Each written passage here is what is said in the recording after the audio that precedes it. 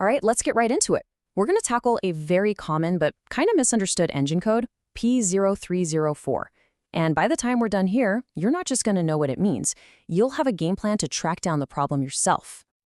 Oh, that feeling. We've all had it, right? You're just driving along, minding your own business, and bam, that little orange light flickers on. Your heart kind of sinks. But here's the thing, that light isn't a death sentence for your wallet. Think of it more like a clue. The very first clue in a little mystery. So in this mystery, our main clue is the code P0304. Basically, your car's brain, the ECM, or engine control module, is sending you a message. And it's a super specific one. It's saying, hey, I felt a misfire, and I know exactly where it happened, right in cylinder number 4. This is huge. It's our starting point. Okay, so the car's computer says misfire, but what does that even mean? Let's stick with our little mystery theme. We're going to treat the engine like a crime scene. Something didn't go according to plan, and to figure out what, we need to understand how it was supposed to go down. So imagine each cylinder in your engine is like its own little power plant. For your car to run, this one perfect, tiny event has to happen in there.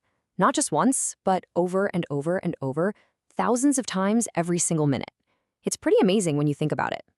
First up, you need the ingredients. A little bit of air gets mixed with a little bit of fuel. This perfect little cocktail gets sucked right into the cylinder. That's our fuel for the explosion. Then, you need the trigger. Right at the perfect microsecond, the spark plug lets loose a tiny bolt of lightning. Its whole job is to set off that air-fuel mixture. And what happens next?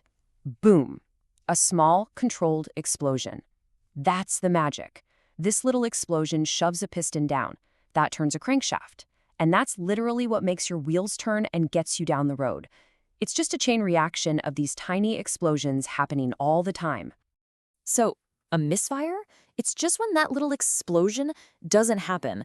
Or maybe it's just a weak little poof instead of a bang. For whatever reason, the big finale failed. The computer feels that little hiccup, that stumble, and it raises a red flag. That's your misfire. Okay, this is where we really start playing detective.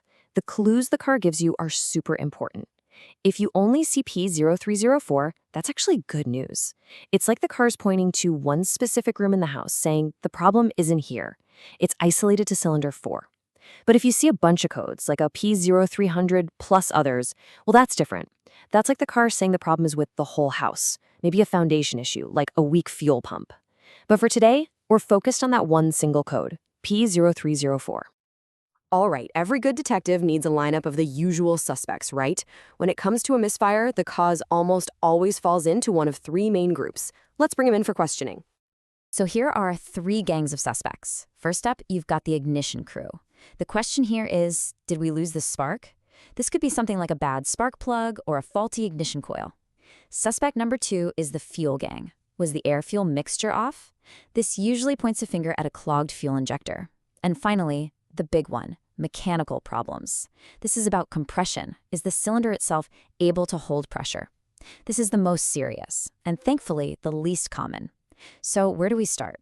We always start with the easiest and most likely culprit, the ignition system. So how do we shake down our number 1 suspect? The ignition system. You might think you need a bunch of expensive tools, but you don't. All you need is a simple, kind of brilliant little trick called the swap test. Seriously, this is your secret weapon for solving this mystery.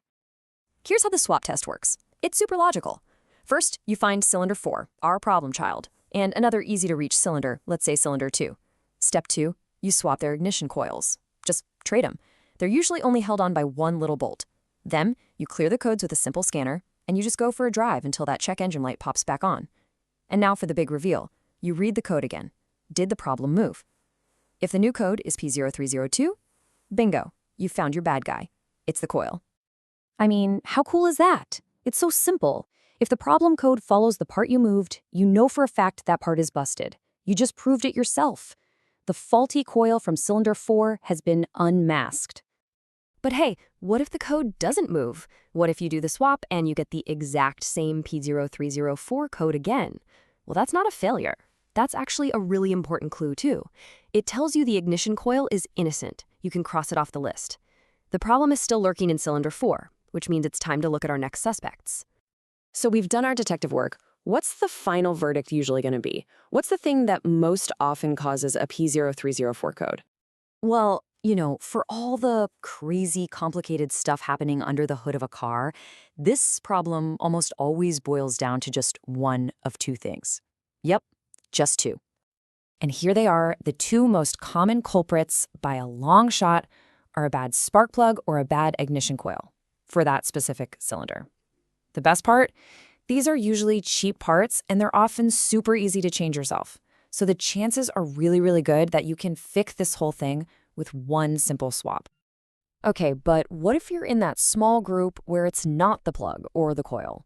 Well, your next suspect to investigate is the fuel injector for cylinder 4.